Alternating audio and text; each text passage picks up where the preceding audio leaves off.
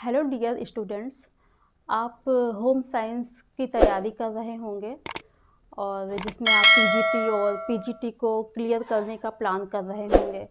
लेकिन अगर आप किसी युद्ध में अगर लड़ने के लिए जाइए और आपके पास संपूर्ण जो आज के अनुसार औजार होते हैं, गन होता है, मशीन गन होता है, तोप होता है या मिसाइल होते हैं, वो आपके पास नहीं है और दूसरी जो पार्टी है उसके पास है, तो जीतेगा कौन? आप तो नहीं जीतोगे, हारना ही पड़ेगा। तो ऐसे ही हमारी पढ़ाई भी है। आज इतना कंपटीशन है कि अगर उसके हिसाब से हमारे पास संपूर्ण नॉलेज ना हो तो हम कभी उसमें सक्सेस नहीं हो सकते हैं। तो इसीलिए कहा भी गया है कि best planning is the half success. तो इसका मतलब क्या है कि अगर आपके पास बेस्ट प्लानिंग नहीं है कि आप क्या करने जा रहे हो, आपका प्लान क्या है, आपका गोल क्या है, लक्ष्य को जब तक आप डिसाइड नहीं कर लोगे तब तक आप अपने मंजिल को प्राप्त नहीं कर पाओगे। तो मैंने ये सोचा कि अगर आपको पढ़ाया ही जा रहा है और स्टार्टिंग की जा रही है तो क्यों ना सबसे पहले आपको सिलेबस के बारे में बता दिया जाए। सिलेबस मतलब आपका जो पाठ्यक्रम है एग्ज़ाम का, टीजीटी और पीजीटी का, तो अगर वो आपको नहीं पता होगा तो फिर आपके साथ उतना अच्छा नहीं परफॉर्म आप कर पाओगे। तो कल मैंने जो क्लास लिया था वो तो ठीक था, लेकिन आज जो है, आज मैं आपके साथ सिलेबस को पहले डिस्कस कर लेना चाहती हूँ। ये सिलेबस वही है जो आपने पूरे बीएससी या बीए में पढ़ाई किया है। तो बीए या बीएससी की मैं बात करूँ तो आपके लिए जो टीजीटी का एग्ज़ाम है वो है, और साथ में आपका जो टीजीटी है उसके साथ आपको बीएड की डिग्री भी होनी चाहिए। टीजीटी का तो आपका ग्रेजुएशन होना चाहिए, लेकिन आपको प्लस जो है बीएड की डिग्री भी आपके पास होनी चाहिए।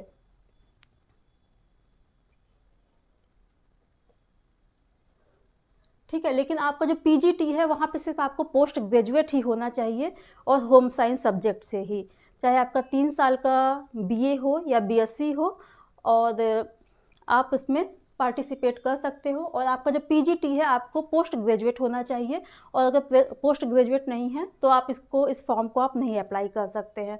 तो जैसा आपको पता ही है कि जो हमारा होम साइंस सब्जेक्ट है इसमें हम 5 विषयों के बारे में तीनों साल पढ़ाई करते हैं और उसी में दक्षता हासिल करते हैं। तो उसी को हमको सिलेबस में डिस्कस करना है कि आहार और पौष्टिकता, इसमें पूरा संपूर्ण जो है आपको फूड एंड न्यूट्रिशन के बारे में जानकारी दी जाएगी। और गृह प्रबंध है जिसको होम मैनेजमेंट आप बोलते हो, स्वास्थ्य है, बाल विकास है, और वस्त्र एवं परिधान है, और प्रसार शिक्षा है। तो ये आपके जो 5 सब्जेक्ट हैं, साथ में आपका जो स्वास्थ्य है यहाँ पर, ये अलग सा तो नहीं है, आपके आहार एवं पोषण में ही स्वास्थ्य भी आपने इंटर में इसको पढ़ा होगा। और आप जब होम साइंस का बीएससी करते हो या बीए करते हो तो एक जो सब्जेक्ट होता है वो इसको उसमें शामिल किया जाता है। बाकी आपका जो टीजीटी है तो Uttar Pradesh trained graduate teachers के लिए ये होता है, तो ये हमारा ग्रेजुएशन के बाद होता है। और पीजीटी जो होता है ये पोस्ट ग्रेजुएशन के बाद होता है। जब आपका पोस्ट ग्रेजुएशन पूरा हो जाता है तो आप जो है इसको अप्लाई कर सकते हो। तो और ये इसका जो समय होता है एग्ज़ाम का, ये आपका 2 घंटे का पेपर होगा, और आपके जो क्वेश्चंस होंगे वो आपके 125 क्वेश्चंस होंगे। और दोनों ही सिलेबस जो है लमसम एक जैसा है, लेकिन फिर भी मैं आपको डिस्कस कर देती हूँ कि आपको ये नॉलेज में रहे कि हमें पढ़ना क्या है और पढ़ाया क्या जा रहा है। तो प्रशिक्षित स्नातक का सिलेबस बताने जा रही हूँ कि आहार और पौष्टिकता मतलब फूड एंड न्यूट्रिशन में क्या क्या आएगा। तो इसमें आएगा कि पौष्टिकता की संकल्पना क्या है। पौष्टिकता, भोजन तो सभी करते हैं, लेकिन भोजन में पौष्टिकता किसके लिए कौन से डिसाइड किए गए हैं कि बच्चा अगर है तो बच्चा बढ़ती उम्र में है, उसको प्रोटीन की आवश्यकता ज़्यादा होगी, लेकिन एक जो बुजुर्ग है उसको प्रोटीन की उतनी आवश्यकता नहीं चाहिए। उसको क्या है कि उसकी जो बॉडी अब बननी नहीं है, वो तो धीरे धीरे डिक्लाइन ही हो रहा है। तो जो पौष्टिकता है हर एक व्यक्ति के लिए अलग अलग है। तो उसके लिए अब आपको देखना है कि पूरी संकल्पना, आपको कॉन्सेप्ट क्लियर होना चाहिए कि पौष्टिकता है क्या क्या, किन किन की चीज़ों से बना हुआ है। और आहार की संरचना, जो हम आहार ग्रहण करते हैं उनकी संरचना क्या है, उसके कार्य क्या हैं, संतुलित आहार और आहार वर्ग का वर्गीकरण। आहार के भी बहुत सारे वर्ग बनाए गए हैं, तो ये भी आपको जो है जानना होगा, और उनका स्रोत क्या है, कहाँ कहाँ से वो हमें प्राप्त होते हैं। और पौष्टिकता, अल्पता के रोग, बहुत सारे रोग होते हैं अगर हम ज़्यादा खाना खा रहे हैं या ज़्यादा हम पौष्टिक चीज़ों को ही ग्रहण कर रहे हैं, तो उससे भी हमें बहुत हानि होती है। सिर्फ जो है कमी की वजह से ही हानि नहीं होती है, हम जब ज़्यादा कोई चीज़ का इंटेक कर लेते हैं तो उससे भी हमें बहुत प्रॉब्लम हो जाती है, तो ये भी आपको जानना होगा। और आहार तैयार करना, आहार कैसे कैसे किस किस मेथड से तैयार किया जाता है, और खाद्य संरक्षण एवं मिलावट, आजकल मिलावट भी बहुत ज़्यादा हो रहा है, तो वो मिलावट के बारे में भी हमें जानकारी चाहिए कि हम अगर मार्केट से कोई सामान ले करके आते हैं तो हमें ये जानकारी होनी चाहिए कि जो हम ले करके आ रहे हैं उसमें कोई मिलावट तो नहीं है, क्योंकि मिलावट वाला चीज़ खाओगे तो फिर तो बीमार हो ही जाओगे।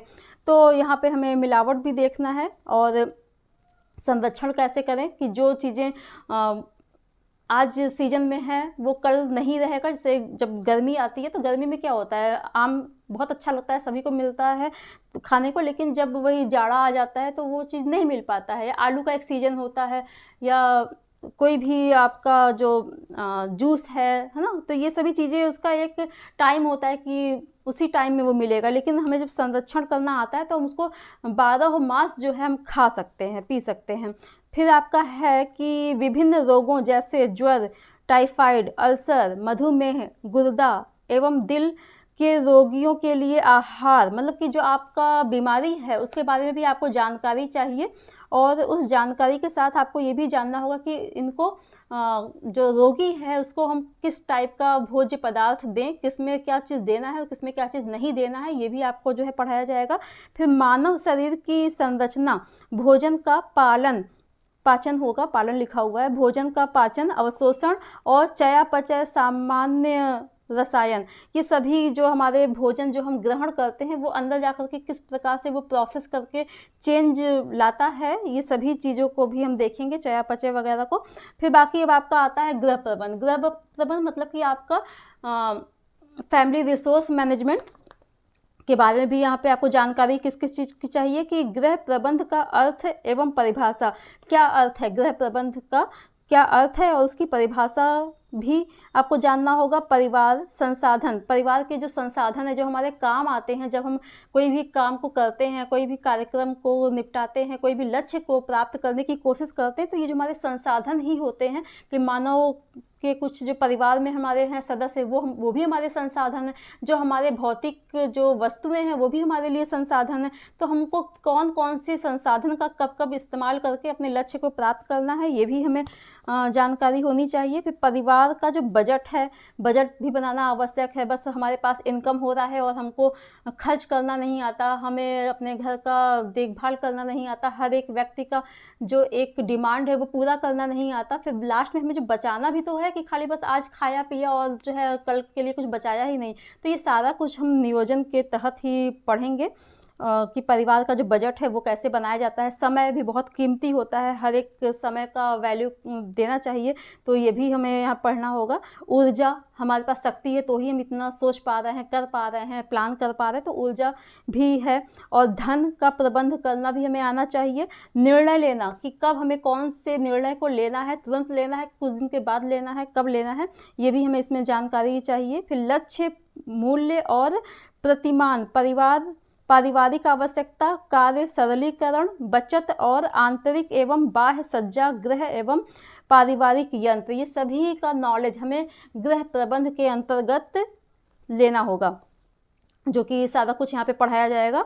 अब तीसरा टॉपिक उठाते हैं, फिर स्वास्थ्य आ गया। स्वास्थ्य आपका इधर भी था और इधर भी है, तो ये हम लोगों ने ये इंटरमीडिएट में ज़्यादा अच्छे से पढ़ाई किया था कि उसमें स्वास्थ्य के बारे में था, और लास्ट में अब जो है आपके टॉपिक को इसको जोड़ दिया गया है, जैसे कि वहाँ पे स्टैटिक्स जोड़ा गया था, यहाँ पे स्वास्थ्य को भी जोड़ा गया है, तो इसको देखना पड़ेगा।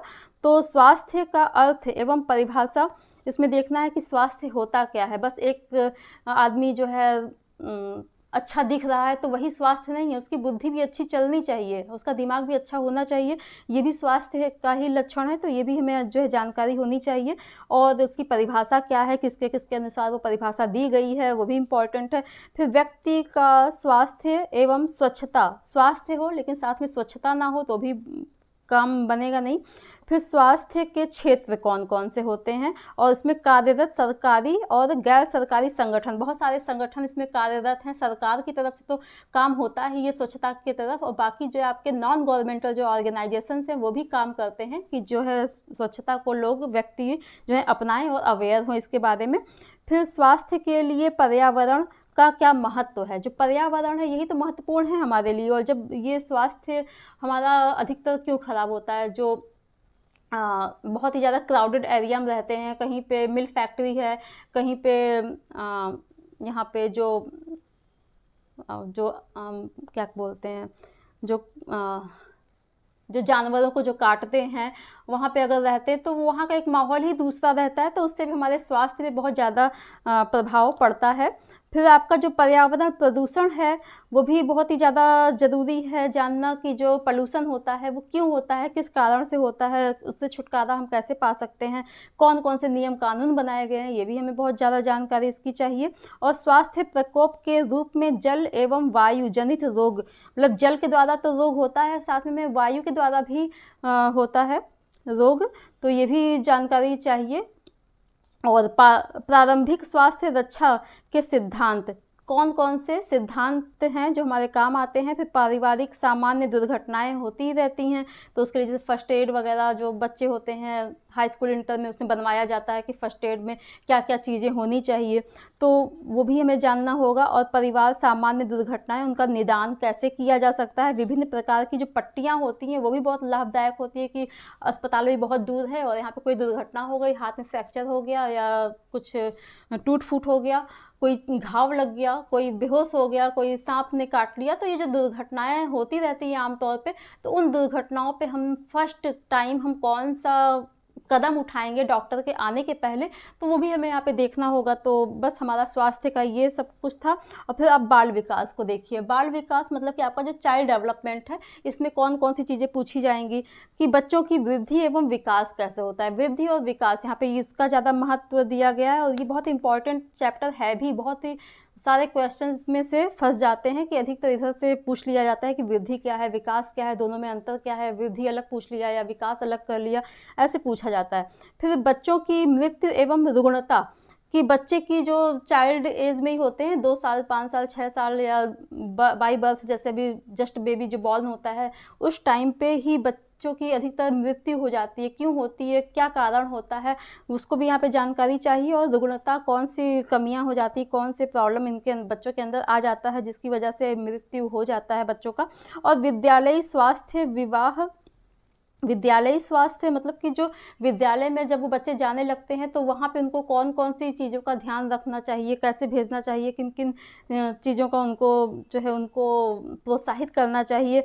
फिर विवाह और परिवार, विवाह कितने प्रकार का होता है ये सारा कुछ आपको जानना होगा। परिवार तो सबसे बड़ा हमारा एक हमें मोटिवेट करता है, तो हमारा ये घर है, तो हम यहाँ पर ही सब कुछ अपना जो है इमोशन शेयर करते हैं और बहुत ज़्यादा अटैचमेंट होता है। ये सारा कुछ घर से हमें प्राप्त होता है जो कि हमें हमेशा पूरे जीवन भर ये हमारे साथ रहता है। और ये सबसे छोटी यूनिट है लेकिन बहुत ही महत्वपूर्ण यूनिट है परिवार, तो ये इसका भी जानकारी इसमें हम लेंगे बाल विकास में। अब आया आपका वस्त्र एवं परिधान। वस्त्र एवं परिधान में इसमें ये बताया जा रहा है कि आपका जो क्लोथिंग टेक्सटाइल है, आपने बीएससी के टाइम पे जो पढ़ाई किया है, तो इसमें क्या क्या है कि वस्त्र एवं सिले कपड़े, वस्त्र रेशे का वर्गीकरण, सिले हुए कपड़े और वस्त्र जो बनता है, जो फिलामेंट्स बनते हैं, वो सारा कुछ इसमें रेशे का ज्ञान इसमें आपको होना चाहिए। कितने प्रकार के रेशे होते हैं इसका आपको ज्ञान होना चाहिए। उसका रसायन और परिधान की बनावट, मतलब वो उसका जो रसायन है किन किन चीज़ों से वो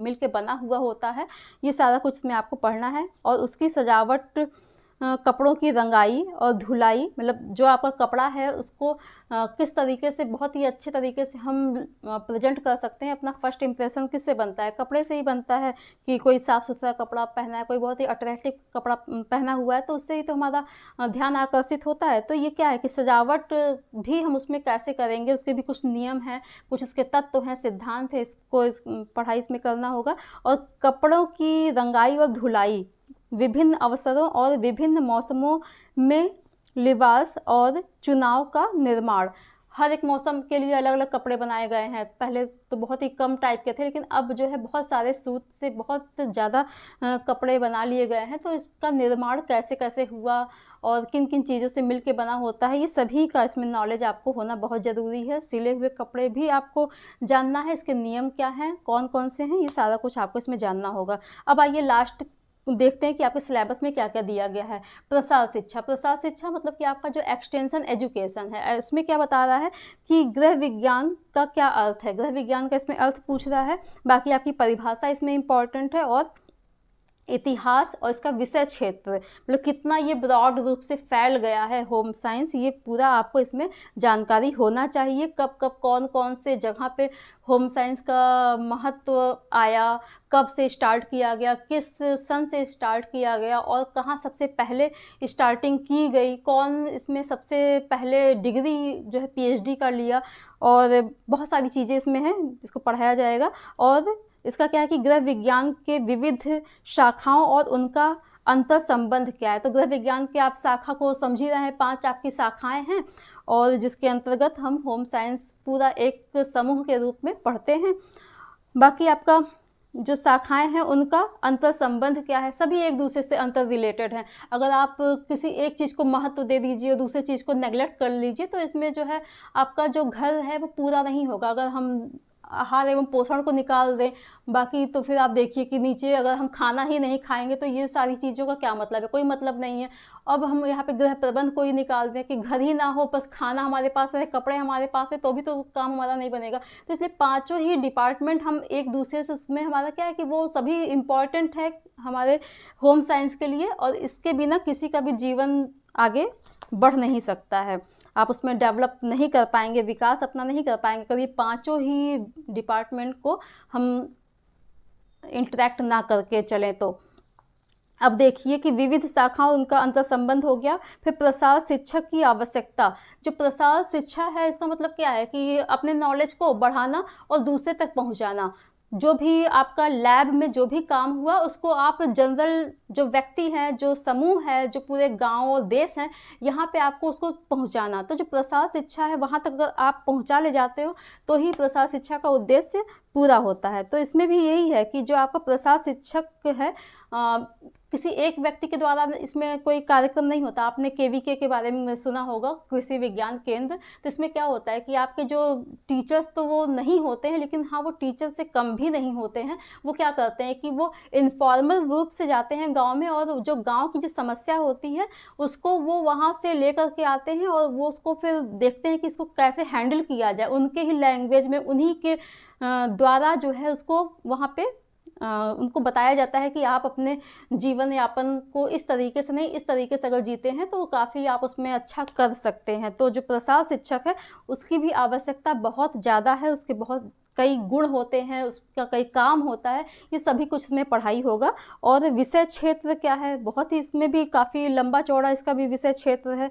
और दर्शन प्रसार के विभिन्न विधियाँ और सामुदायिक विकास, इसमें भी सामुदायिक विकास है कि समुदाय को कैसे, जितने भी प्रोग्राम हैं वो कैसे पहुंचाया जाए, कैसे उनको उससे लाभान्वित किया जाए, ये सारा कुछ इसमें पढ़ाया जाएगा। और बहुत सारी विधियां हैं किस प्रकार से हम अपने विचारों को गांव वालों तक या अपने देश के सभी नागरिक तक पहुंचा सकते हैं। तो ये सारा ही कुछ इतना इम्पॉर्टेंट है। तो अगर हम इस सिलेबस को बिना देखे हम किसी चीज़ की तैयारी करने लग जाएं तो हम उसमें सक्सेसफुल नहीं हो पाएंगे। तो सक्सेसफुल होने के लिए ये सिलेबस बहुत ज़्यादा इम्पॉर्टेंट था, इसलिए हमने इसको डिस्कस किया।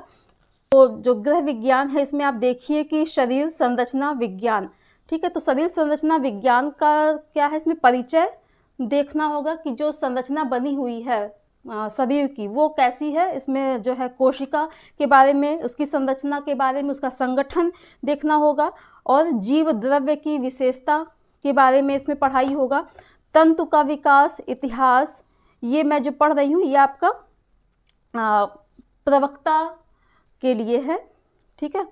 प्रवक्ता मतलब कि आपका जो पीजीटी का है, मैं पीजीटी के बारे में पढ़ाई अभी कर रही हूँ, आपको जो बता रही हूँ।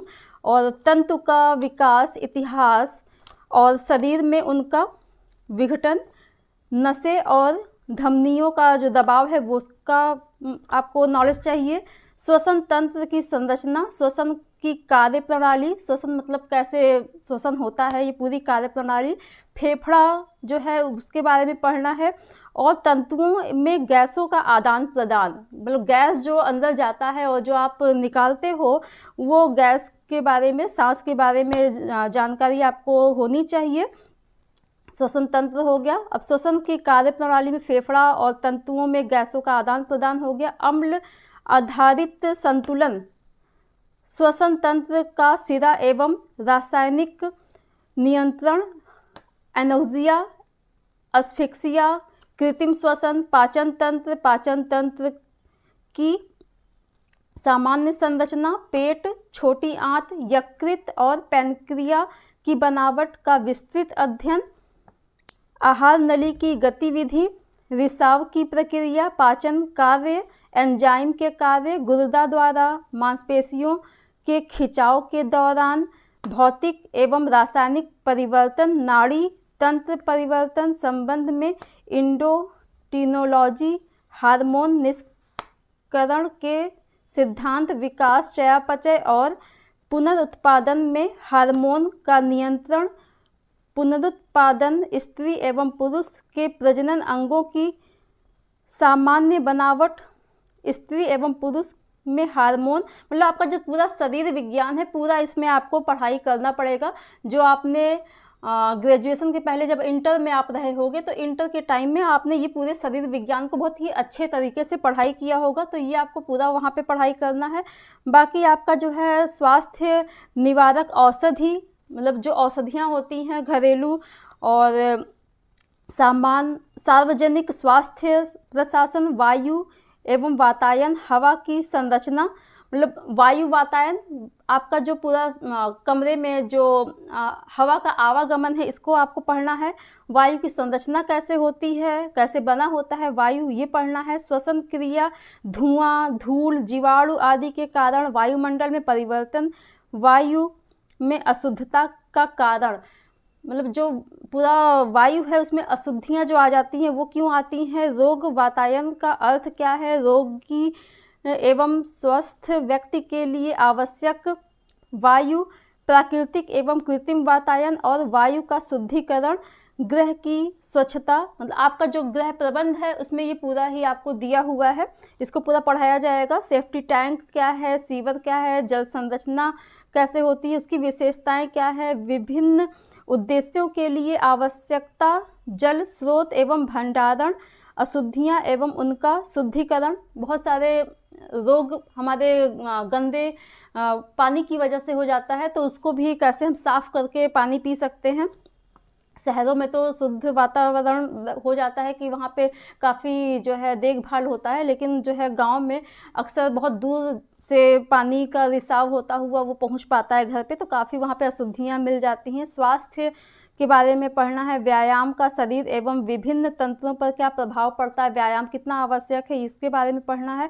संक्रमण के स्रोत एवं माध्यम, संक्रमण के संचरण के प्रकार, भोजन एवं पौष्टिकता, सामुदायिक पौष्टिकता, मातृ एवं शिशु की पौष्टिकता, रोगी का पौष्टिक आहार, गृह प्रबंधन, पारिवारिक यंत्र, पारिवारिक भौतिकी, उपभोक्ता एवं बाजार, आंतरिक डिजाइन, संस्थागत प्रशासन और प्रबंधन का सिद्धांत, पारिवारिक घर और घर की सजावट, ये पूरा ही मिला करके आपका गृह प्रबंध का जो कोर्स था वो पूरा यहाँ पे बताया गया कि क्या सिलेबस में रहेगा। बाकी आपका शिशु विकास मतलब चाइल्ड डेवलपमेंट या बाल विकास की बात करें तो यहाँ पर क्या बताया जा रहा है कि इसमें पूछा जाएगा कि मानव विकास के क्या सिद्धांत हैं। बहुत सारी थ्योरीज दी हुई है मानव विकास की, वो यहाँ बताया जाएगा। और मानव विकास का इतिहास क्या रहा, कैसे कैसे ये मानव विकास और कैसे इसके नियम इसके क्या क्या हैं। और प्रारंभिक शिशु की शिक्षा, स्टार्टिंग में अर्ली चाइल्डहुड एजुकेशन जो है वो उसके बारे में यहाँ पे आपको जानना होगा। स्कूल जाने के योग्य होने के पूर्व बच्चे का विकास, बच्चा जो है जब स्कूल जाने के पहले और स्कूल जब जाने लगता है उस टाइम पे उसको कौन कौन से स्किल डेवलपमेंट उसके हो जाने चाहिए वो आपको जानना होगा। वस्त्र एवं परिधान, वस्त्र एवं परिधान मतलब आपको क्लोथिंग एंड टेक्सटाइल के बारे में भी आपको कुछ जानकारियाँ चाहिए, जिसमें कि है परिधान के मनोवैज्ञानिक एवं सामाजिक तत्व, भारत के पुराने परिधान मतलब जो ट्रेंड में पहले था जितने भी देश के या राज्य के जो परिधान हैं, कहाँ कहाँ कौन से वस्त्र पहने जाते थे, उनका क्या नाम है, तो उसको भी आपको जानना है। और ये जो वस्त्र होते हैं किन किन तंतुओं से मिलके बने होते हैं, कौन कौन सी क्वालिटीज़ होती हैं, वो भी आपको जानकारी चाहिए। परिधान की डिजाइनिंग तथा कपड़े की संरचना, वस्त्रों का रंगना एवं छापना, काटना एवं सिलना, ये सारा ही जानकारी आपको क्लोथिंग टेक्सटाइल में चाहिए। और प्रसार शिक्षा एक्सटेंशन एजुकेशन में आपको क्या क्या जानकारी चाहिए, तो इसमें है कि प्रसार शिक्षा की आवश्यकता क्यों हुई और इसके क्षेत्र कौन से हैं, दर्शन कौन से हैं, मतलब फिलॉसफी आपकी। और सामुदायिक विकास योजना, जो समुदाय के लिए विकास के लिए जो कार्यक्रम चलाए जा रहे हैं, ये भी आपको जानना होगा। बहुत सारे कार्यक्रम शुरू से चलाए जा रहे हैं और आज भी बहुत सारे कार्यक्रम इसमें जुड़ते ही चले जा रहे हैं, जिसकी वजह से जो गांव है या शहर है, जो बेरोजगार हैं या जो हमारी महिलाएं हैं, किशोरियां हैं, बच्चे हैं, सबके उत्थान के लिए बहुत सारी योजनाएं चलाई जाती हैं, उनको भी आपको जानना होगा। और प्रौढ़ एवं अनौपचारिक शिक्षा, प्रसार शिक्षा की विधियाँ, शोध यंत्र एवं तकनीक और प्रारंभिक सांख्यिकी, मतलब कि आपका इसमें एक्सटेंशन एजुकेशन तो आ ही रहा है, साथ में आपका जो इकोनॉमिक्स से रिलेटेड जो सांख्यिकी है, जो आपका स्टैटिक्स है, वो भी आपको जानकारी, इसमें आंकड़े वगैरह भी आपको जानना होगा। तो ये आपका रहा पीजीटी का सिलेबस। बाकी मैं आपको